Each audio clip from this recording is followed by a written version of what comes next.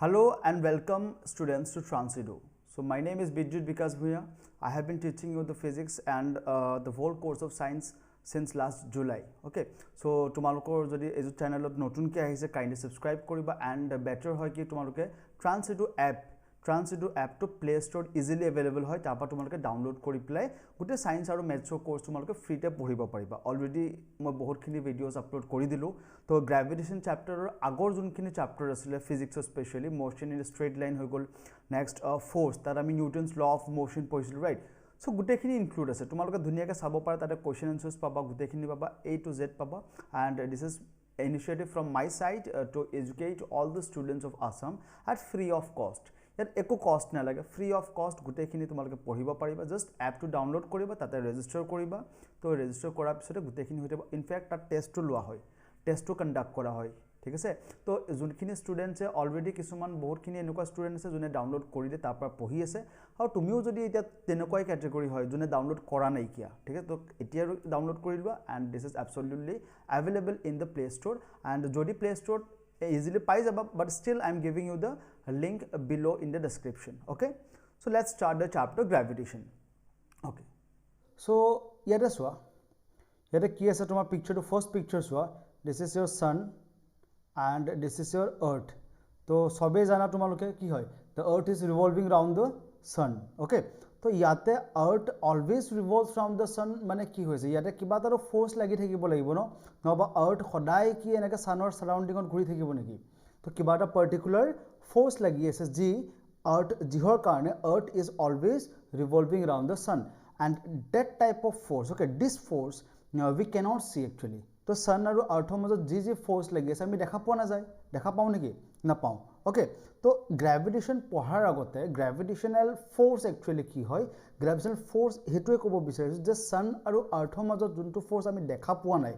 তো that is an example of gravitational force ঠিক আছে সেকেন্ড এক্সাম্পল এটা থাৰ্ড ডায়াগ্ৰাম আকা আছে চোৱা যেতিয়া এটা বডি ৰিলিজ কৰা হয় আমি তো হে বডিটো কি হ'ব বা বডি বা বল জি লোৱা হে বলটো বা বডিটো সদায় তললে পৰে ওপৰলৈটো কেতিয়াও নাযায় যায় নেকি নাযায় ৰাইট নেক্সট আৰু এটা এক্সাম্পল লব পাৰা সাপোজ তুমি এটা পেন লৈ লোৱা এটো পেন বা অবজেক্ট লৈ লোৱা ঠিক আছে হে অবজেক্টটো যদি তুমি ওপৰলৈ মাৰা হে অবজেক্টটো কি ওপৰলৈ গৈ থাকিব না আকৌ তললৈ পৰি যাব কিহৰ কাৰণে because earth is attracting the body okay so these are all the examples of gravitational force আৰু ইয়াতকে আৰু এটা বেলেগ এক্সাম্পল আছে যেনেকৈ তোমাৰ চোৱা the moon is revolving around the earth তো ইয়াটো কি হৈছে মুনু এটা ফিক্সড পাথত ঘূৰি আছে তো ঘূৰি আছে মানে কিবা এটা ফোৰ্সে বাইন্ড কৰি আছে দুইটা বস্তু earth and moon are binded by some particular force and that force is termed as gravitational force okay সেইকাৰণে আমি গ্ৰেভিটেশন চ্যাপ্টাৰটো পঢ়িম এতে and বহুত ইম্পৰ্টেন্ট হয় ঠিক আছে okay so a sun আৰু আৰ্থৰ যোনটো এক্সাম্পল দিলো ইয়াতে কি হৈ আছিল earth is revolving around the sun right তো ইয়াতে আমি ফোর্স একো ফোর্স দেখা নাই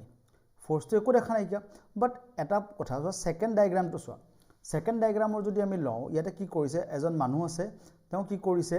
এটা ষ্টোন টাই আপ কৰিছে okay A stone is being Tide up okay by a minute okay a stone is being tied up here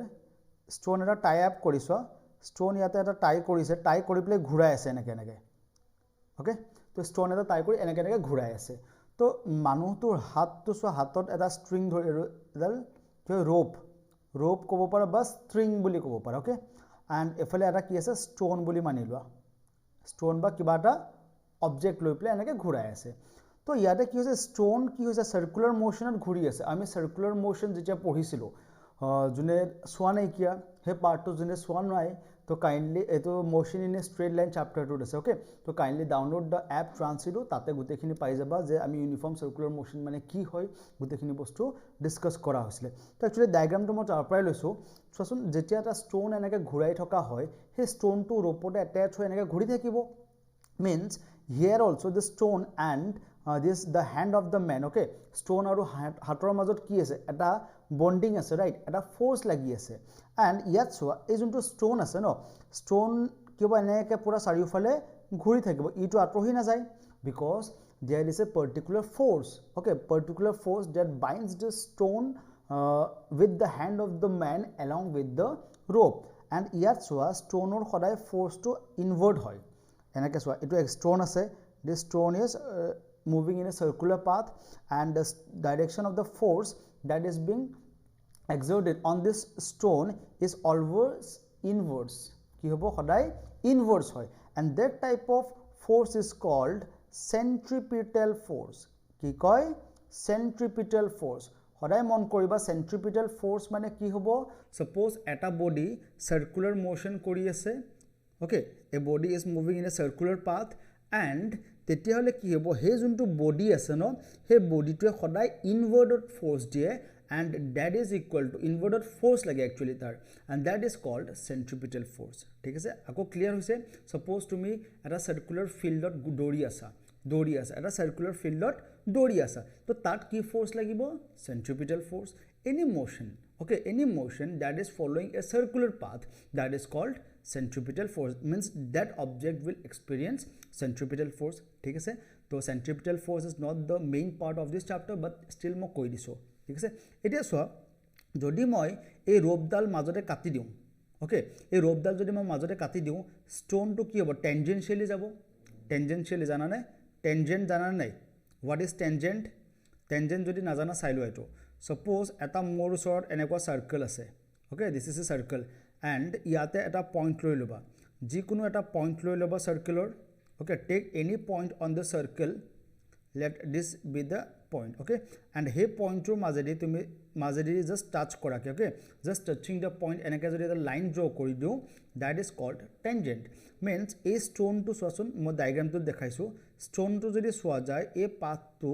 this path is called tangential path okay he jetia moi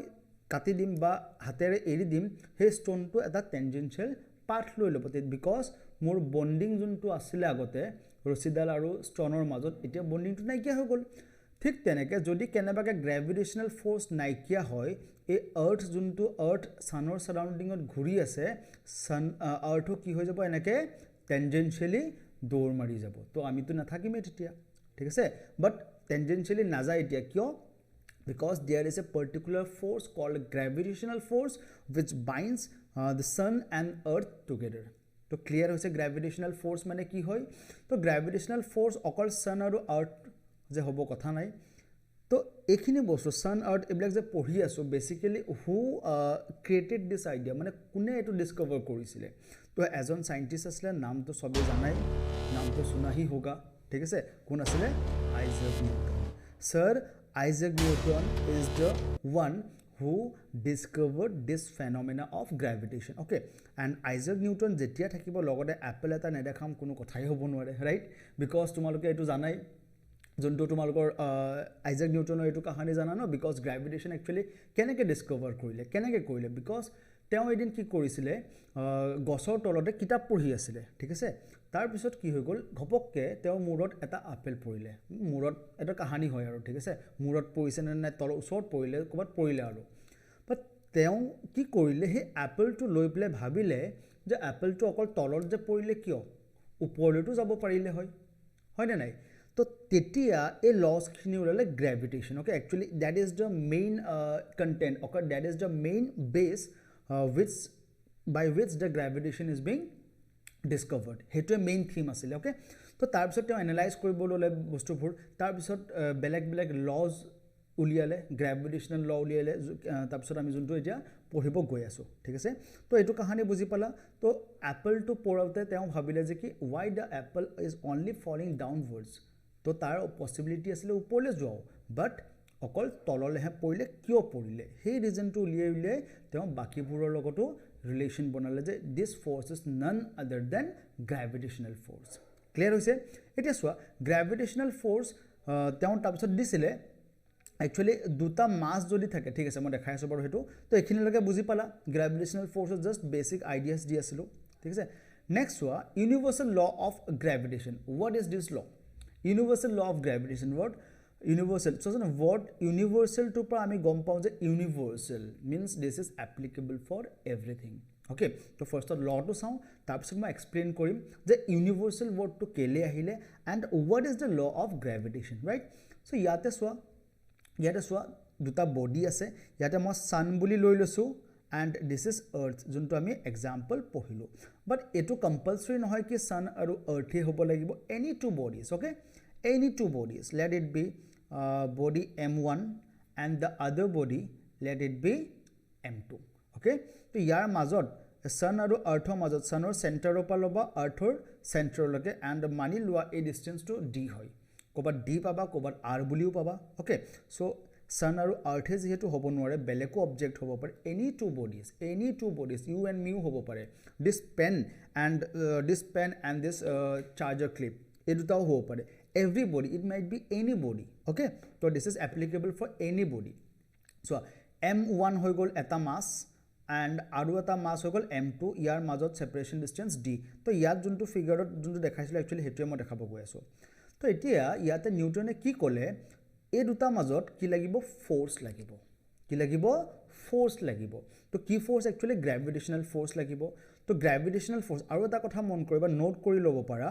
গ্ৰেভিটেশনাল force okay note কৰি ল'বা গ্ৰেভিটেশনাল force okay gravitational force is always attractive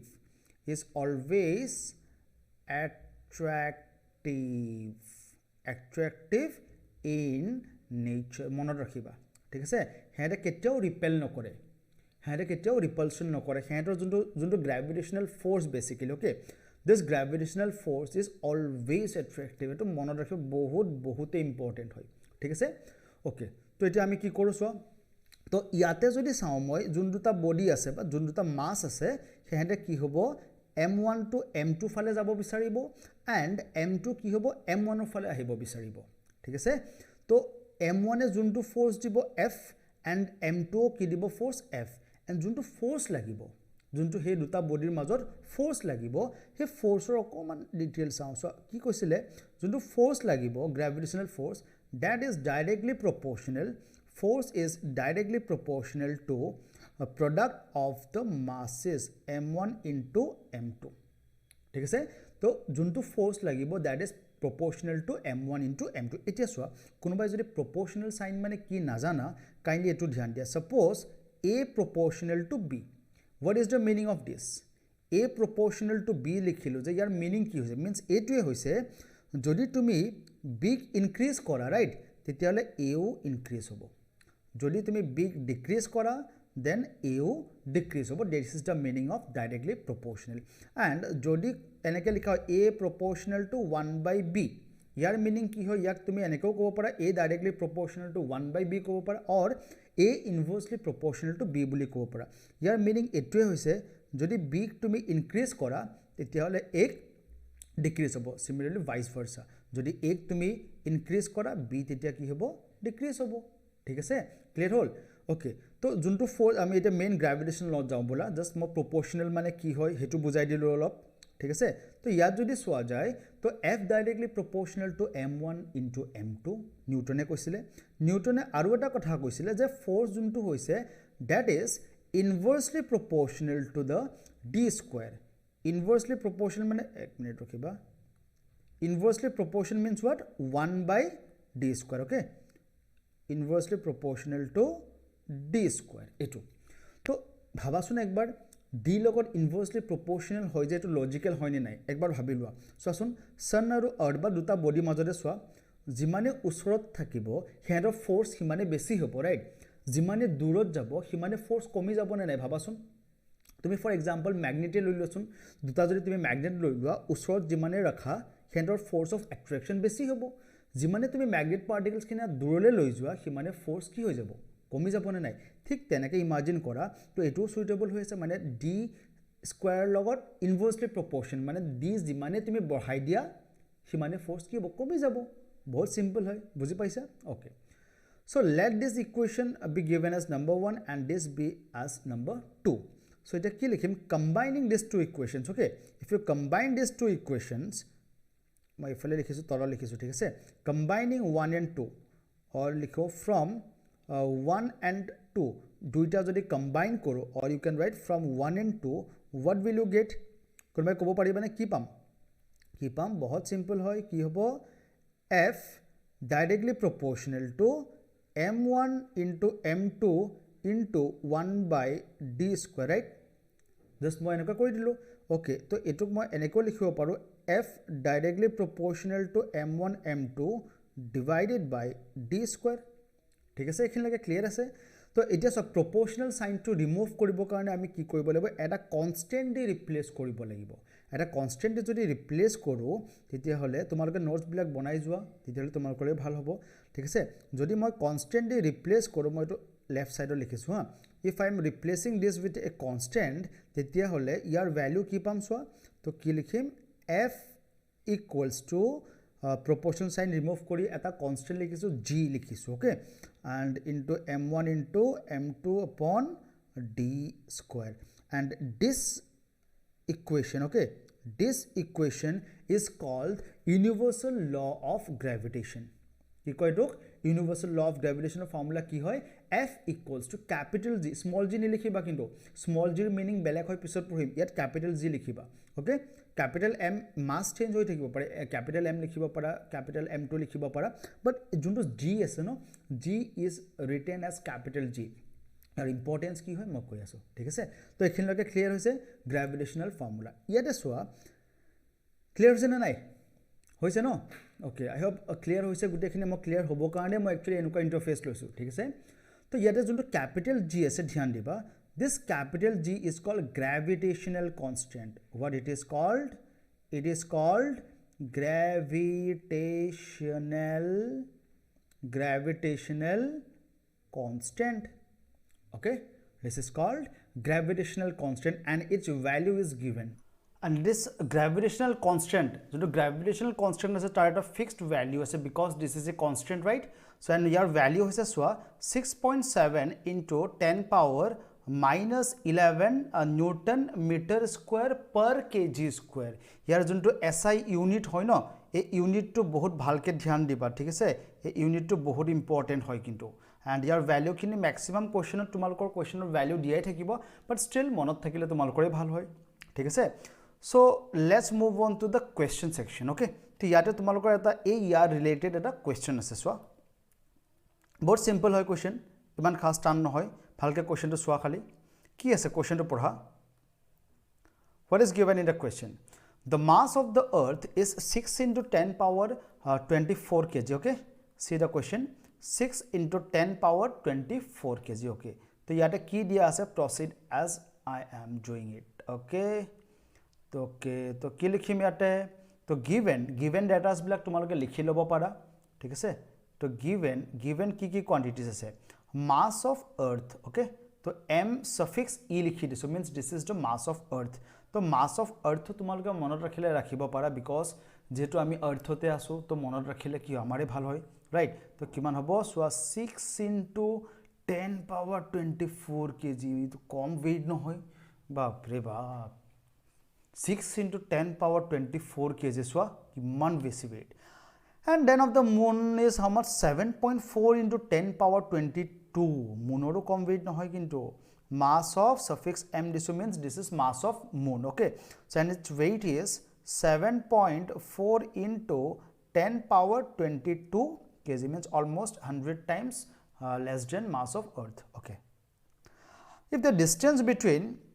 the earth and the moon is this much means distance or value ki dia ase d equals to kiman dia ase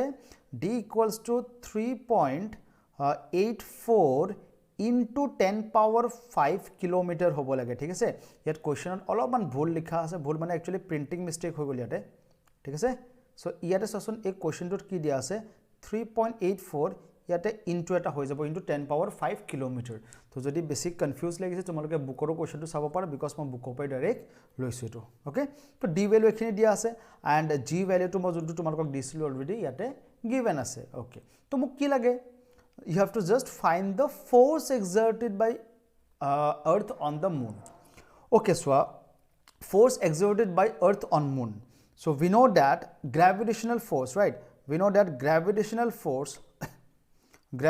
force is given by what F equals to G m1 into m2 but yate ki hoy ase m1 means mass of the earth and m2 means mass of moon divided by d square right so let this be mass of earth and this be mass of moon and your separation distance given ase right okay to yar just values bohai diu answer pai golo to solve koribo lagibo etu g value kiman ase 6.7 into 10 power minus 11 yat units black lekhi na thakiba etia into mass of earth kiman hoy 6 into 10 power 24 into mass of moon kiman hoy 7.4 into 10 power 22 divided by d square means 3.84 into 10 power 5 whole square ঠিক আছে তো ইয়ার সোয়া ইয়ার calculations বিলাক লম্বা হবো তো হে কারণে তোমালকে ক্যালকুলেশন ভালকে প্র্যাকটিস কৰিব লাগিব ঠিক আছে তো এটো ক্যালকুলেশনটো তো মই কৰি নি দিউ ঠিক আছে বিকজ ক্যালকুলেশন হয় তো তোমালকে নিজে কৰি লবা যদি ক্যালকুলেশনত কিবা প্ৰবলেম পোৱা তো kindly you can contact me ঠিক আছে তো কমেন্ট সেকশনত দিব পাৰা নহলে বা তোমালোকৰ যোনটো যদি এপটো ডাউনলোড কৰা তো তাতে তোমালোকে মেসেজ দিব পাৰা তো এগেইন মই কৈ আছো যোনে এপটো ডাউনলোড কৰা নাই কাইন্ডলি ডাউনলোড কৰি লবা মই ৰেগুলাৰ ভিডিওস দি আছিলো আৰু মাজতে অকমান গ্যাপ পৰি গৈছিলে বাট এতিয়া যোনখিনি দিম কন্টিনিউ হ'ব ঠিক আছে বিকজ মই সেটআপ ক্লিয়াৰ কৰি লৈছো so I will be uploading regularly okay maths আৰু science videos পাই থাকিবা ধুনিয়াকে so just download the app কি হয় Transido okay so this is all about this question eto bahute simple question asile eko tough question nasile next okay let's see on the next question so next question to sosun ekbar state the universal law of gravitation so universal law of gravitation sobe gom palai just ami discuss korisilo right universal law of gravitation what the force between any two objects on this universe is directly proportional to the product of their masses and inversely proportional to the square of the distance between them tumalke gravitation law to tenake kobo para thik ase to kindly tumalke rewind kori play ako khuni play likhibo para ba book to pai jaba thik ase so this is the universal law of gravitation next is second question so to second question পঢ়াৰ আগতে মই এটা তোমাক এটা সৰু concept আছিল মই concept to কোব থাকি গৈছিল kindly চাই লোৱা হে নিউটনে কি কৰিছিল নিউটন যেতিয়া বহি আছিল আপেল গছৰ তলত ৰাইট তেতিয়া আপেলটো যেতিয়া পৰি গৈছিল ন তো ভাবাছোন একবাৰ মই তোমালোকক ইউনিভাৰ্সাল ল অফ গ্ৰেভিটেশন কি শিকাই আছে যে দুটা যদি মাস থাকে let it be m1 and the other mass will be m2 suppose তো ইয়াৰ মাজত যোনটো ফোৰ্স লাগে ঠিক আছে তো জিয়ে ফোৰ্স না লাগক অ্যাট্ৰাক্টিভ ফোৰ্স হ'ব মিন্স m1 এ m2 ক উছৰলি টানিব m2 m1 ক উছৰলি টানিব right so this will be applicable to the earth and apple as well suppose this is our earth okay this is our earth and yate ki asile apple asile right yapra apple to tolot pori gosile this is your pyara sa apple okay so apple was falling in the earth to etu conditionot earth hok jodi moi mass m1 boli mani lom and apple hok mass m2 boli mani lom ঠিক আছে consider earth as m1 and mass of the apple as m2 aru yar majot jodi separation distance d mani lo mane ki hoy ase yar majot gravitational law lagibo ne f equal to capital G m1 m2 by r square jotu formula use korisulu yato applicable hobo right but yar eta kotha mo koi disu swa yate ki hoy ase dhyan dia jetia apple to tolole ahi ase means earth tani ase ঠিক তেনেকে গ্ৰেভিটেশনাল ল মতে আৰু Newton's third ল মতে Newton's third ল কি আছিল যদি দুটা বডি থাকে মিন্স এনেকে আছিল to every action there is equal and opposite direction ঠিক আছে মানে এপলে যদি ফোৰ্স দিয়ে এফ তো আৰ্থও ফোর্স কিমান দিব এফ দিব ঠিক আছে বাট এটা কথা ধ্যান দিয়া তো আৰ্থে এপল তো ধুনিয়াকে টানি আছে বাট এপলে কি আৰ্থক টানিব পাৰিব নেকি That is not possible because mass of apple is very very less as compared to that of earth. तो हे कारणे की होबो earth J apple of tani ase hetu ami dekha pau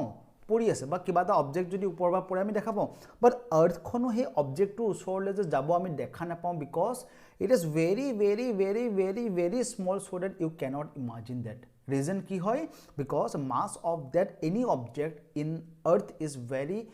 small as compared to the total mass of the earth ঠিক আছে তো negligible mass বুলি কও পৰ আমাৰ apple suppose year example apple or mass negligible হয় হেকাৰণে apple earthক টানিব নোৱাৰে ঠিক আছে এটো এটা এটো আছিল এটা তো হেখিনি বস্তু থাকি গৈছিল কাৰণে মই তোমাক এটো দেখাই দিলো তো সোচন by the way number second question তো চাইলো একবাৰ Write the formula to find the magnitude of gravitational force between earth and an object on the surface of the earth. এইটোৱে কাহানি হৈ আছে ন পুৰা সেম হৈ আছে কি লিখিম formula same F equals to G m of E. Me means mass of earth into m divided by d square, right? এইটো ফৰ্মুলাই হ'ব. This is valid for any objects in the universe. ইয়াত আৰ্থ বুলি special mention কৰি দিছে যদি এইটো কাহানি মুনতো খুদিলে হয় যদি মুনত বোলে এটা আপেল পৰি আছে তেতিয়াও যদি খুদিলে হয় এইটোৱে ফৰ্মুলা লাগিল হয় জুপিটাৰত খুদিলে জুপিটাৰটো সেম সবতে যতে নকৰা কিয় সবতে সেম হ'ব ঠিক আছে সো ইয়াত লিখি দিব লাগিব F equals to capital G me m by d square লিখা পিছত এনেকৈ লিখিবা তোমালোকে where me is the mass of the earth, small m is the mass of the object, and small d means distance between earth and the object. ঠিক আছে তো এখিনিলৈকে আছিলে okay তো এটা পাৰ্ট আমাৰ গ্ৰেভিটেশ্যনৰ শেষ হৈছে so this was the first part of the gravitation so তোমালোকে বুজি পাইছা I hope যিমানখিনিলৈকে পঢ়োৱা হ'ল okay until then take care and have a good day bye bye